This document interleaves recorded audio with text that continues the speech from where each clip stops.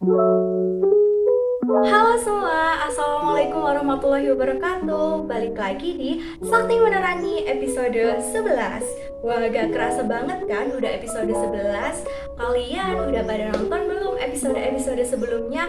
Hayo, gak boleh kelewat ya. Karena Sakti Menerangi banyak memberikan informasi dan tips menarik untuk kalian. Mulai dari tips membuat CV, motivation letter, KTI, sampai persiapan menuju kompetensi Pawapres dan juga BIMNAS loh. Jadi rugi banget kalau nggak ditonton. Oke, berhubung ini sudah bulan Agustus dan masa mendebarkan bagi teman-teman PKM 2021 sudah mulai terasa untuk persiapan pelaporan kemajuan.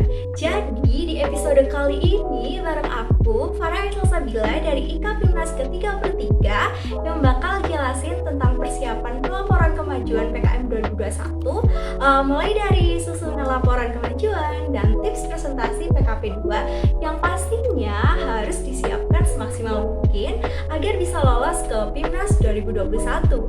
Amin, semangat ya. Hal yang harus dipersiapkan dengan maksimal selama pelaporan kemajuan yang paling utama adalah laporan kemajuan itu sendiri. Laporan kemajuan nantinya akan dinilai dan menjadi salah satu komponen penilaian penetapan peserta BIMNAS. Kedua, catatan harian atau logbook. Adanya logbook ini membantu pelaporan kegiatan pelaksanaan tim PKM sehingga harus tercatat dan terdokumentasi dengan baik. Ketiga, catatan keuangan atau pelaporan penggunaan dana itu penting banget untuk dilaporkan karena nantinya akan tercantum pada laporan kemajuan. Keempat, produk PKM atau luaran yang harus dihasilkan dari tim PKM seperti artikel ilmiah, produk program, prototipe, buku pedoman pelaksanaan program, dan lain sebagainya sesuai dengan jenis PKM yang dibuat. Yang terakhir, yang gak kalah penting harus dipersiapkan adalah bukti pendukung hasil pelaksanaan PKM mulai dari foto, video, atau dokumentasi lainnya.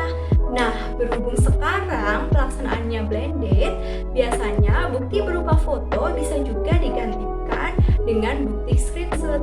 Kelima aspek tersebut mulai dari laporan kemajuan, logbook, catatan keuangan, luaran PKM, dan bukti pendukung menjadi komponen yang harus dipersiapkan sebelum pelaksanaan PKP 2. Karena dari kelima aspek tersebut menjadi acuan juri PKP 2 dalam melakukan penilaian ke BIMNAS. Nah, sekarang kita fokus ke pembahasan terkait laporan kemajuan. Dalam penulisan laporan kemajuan harus sesuai dengan pedoman PKM 2021. Untuk format sistematika penyusunan laporan kemajuan yang perlu diperhatikan, yang pertama, tidak ada halaman sampul dan halaman pengesahan karena kedua halaman ini by system atau dapat dilengkapi di Simbel Mawa. Kemudian laporan kemajuan tersusun atas daftar isi, halaman inti mulai dari bab pendahuluan sampai dengan bab rencana tahapan berikutnya. Halaman inti ini maksimalnya hanya 10 halaman dan yang terakhir terdapat lampiran. Kedua, untuk format penomoran halaman seperti di proposal, halaman daftar isi diberi nomor halaman dengan angka Romawi yang diletakkan di sudut kanan bawah.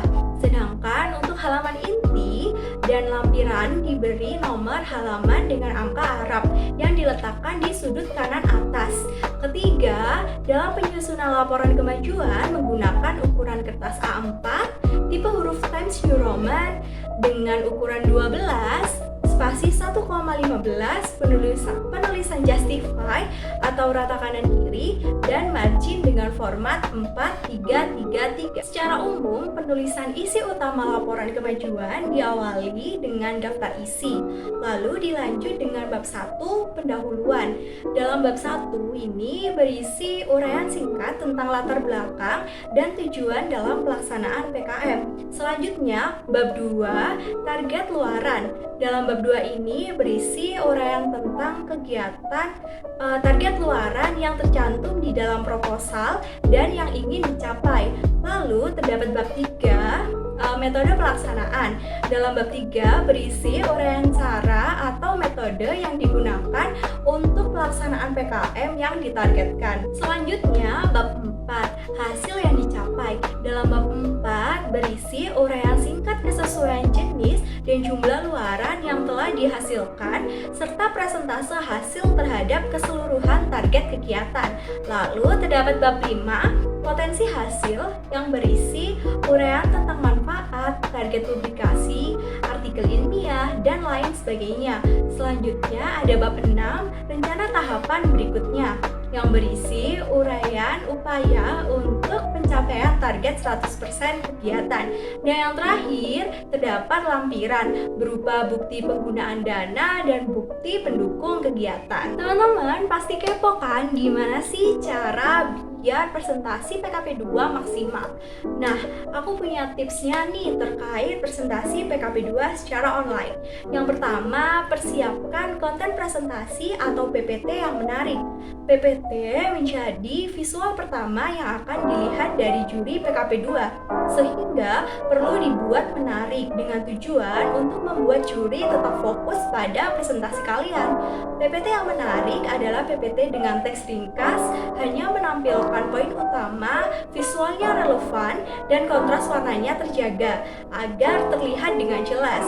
Kedua, pastikan koneksi internet lancar, terutama untuk presenter harus tetap stabil koneksinya ketika presentasi, agar presentasi tidak tersendat, terputus, atau delay. Ketiga, ketika presentasi, aktifkan kamera dan gunakan headset yang memiliki mikrofon. Sebisa mungkin dalam tampilan layar kita terlihat hingga setengah badan. Jangan hanya terlihat bagian kepalanya saja. Penggunaan headset juga penting karena menghindari adanya kebocoran suara dan membuat suara terdengar lebih jelas. Keempat, pahami materi PKM kalian secara mendalam. Hal tersebut nantinya akan membantu dalam sesi tanya jawab yang diberikan oleh juri. Dan yang terakhir, perhatikan waktu ketika presentasi. Biasanya ketika sudah enjoy dengan presentasinya, terkadang malah menyebabkan lupa waktu. Padahal dalam PKP 2 ini terdapat batas waktu untuk presentasi. Sesuai pedoman PKM 2021, presentasi dilakukan dengan waktu 10 menit dan tanya jawab dengan waktu 10 menit. Nah, itu saja pembahasan dan tips dari aku. Semoga bisa bermanfaat bagi teman-teman semua, khususnya teman-teman PKM 2021 yang sedang persiapan masa pelaporan kemajuan atau PKP 2. Kalian harus tetap semangat dan jaga kesehatan. Jangan lupa untuk mulai sering berkonsultasi dengan dosen pembimbing dan dosen TPK agar kalian jauh lebih siap untuk pelaporan kemajuan. Sekian dari aku, sampai jumpa di episode 12. Jangan lupa like, comment, subscribe, dan share ke teman-teman kalian ya.